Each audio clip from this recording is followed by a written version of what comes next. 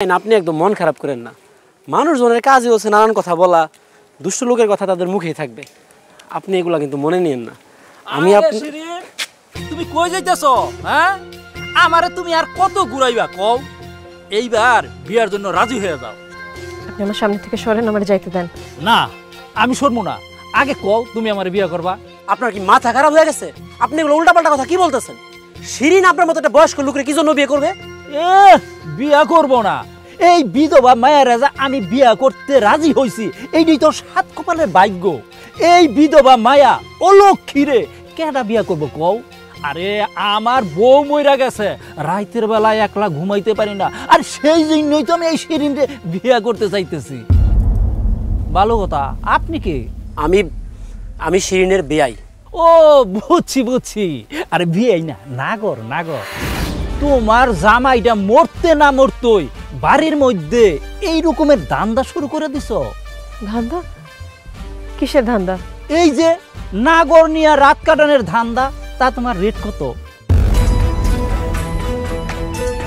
বেয়াই সি আপনি তার গ্রামের মানুষ হইয়া নিজের মেয়ের বয়সে একটা মেরে নিয়ে এমন বাজে এমন নোংরা কথা বললেন, আপনার লজ্জা করলো না? হ্যাঁ, আপনার মতো মানুষজনদের জন্য আমাদের দেশ, আমাদের সমাজটার আজকে এই অবস্থা। আপনার আর একটা দিন শিরিন রেনিয়া যদি একটা বাজে কথা বলতে আমি শুনছি, আপনার জিব্বাটা টান দিয়ে আমি ছিঁড়ে ফেলবো বলে দিলাম।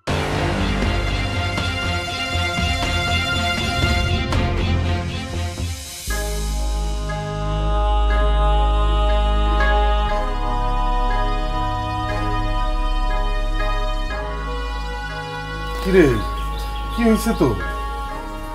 তুই এখানে দাঁড়ায় এভাবে কান্নাকাটি করতেছিস কে? দুলা ভাই, আপনার গ্রামের মানুষজন আমার সামনে বিআইনরে নানান রকমের আজে বাজে নোংরা সব কথাবার্তা বলছে। এসব কথা তো উনি নিতে পারে না, ওনার মনের মধ্যে খারাপ লাগছে, এই জন্য উনি কাঁদতেছে এখন।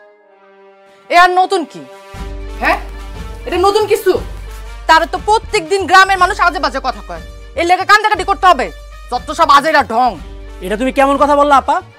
তুমি যদি যাই না থাকো, তোমার গ্রামের মানুষজন তোমার বোনের মতো এর মেয়েটারে নিয়ে নোংরা আজে বাজে কথা বলে, তাহলে তুমি প্রতিবাদ করো না কেন?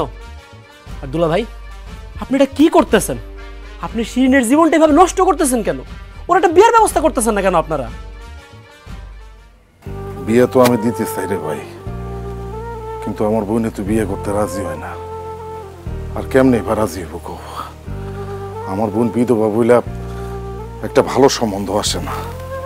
50-60 বছর বয়সের বুড়া মানুষ আমার বোনের বিয়ের প্রস্তাব দেয়, অথবা জাগো বউ মরে গেছে, 3-4টা সন্তান রেখে গেছে, সে সন্তানগুলোর লালন পালন করার লেগে আমার বোনের বিয়ে করতে চায়। আচ্ছা রাশেদ, তুমি কো আমি ভাই হয়ে কেমনে আমার বোনের একটা বয়স্ক লোকের হাতে তুলে দেই? এসব কথা চিন্তা ভাবনা করে আমি আমার বোনের বিয়ের চিন্তা মাথা থেকে বাদ দিছি। দুলা ভাই, আপনার মনের অবস্থাটা আমি খুব ভালো করে বুঝতেছি, কিন্তু এইভাবে আমরা তো শিরিনের জীবনটা নষ্ট হয়ে যেতে দিতে পারি না। আমাদের তো কিছু একটা করতে হবে। রাশেদ, এটা তাকে ভাই বোনের ব্যাপার। হ্যাঁ, তার বিধবা বোনের জন্য কি করবে না করবে তার ভাই আছে, তার ভাই চিন্তা করবে। আর একটা কথা, তুই যতদিন এই বাড়িতে আসস ততদিন তুই শিরিনের লগে কথা কবি না। এটা কি কইলা? আমি শিরিনের লগে কথা কম না কেন? কারণ ও একটা অলক্ষী, ওর লগে কথা কইলে তোর বিপদ হইব, তোর ক্ষতি হইব। তুমি তো এখন গ্রামের মানুষগুলোর মতোই কথাবার্তা বলতেছো।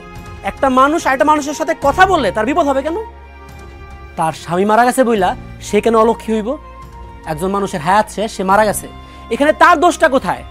সে তার স্বামী খাইছে, এটা শুধু আমি না, পুরা গ্রামের মানুষ কইতাছে। আমার সাপ কথা, তুই ওর লগে কোনো কথা কবি না। আর তুই যদি আমার ভাইয়ের লগে কথা কইছস বা তার সামনে আইছস, তাহলে কিন্তু তোর খবর আছে। যা আমার সামনে থেকে যা, আমার চোখের সামনে থেকে যা।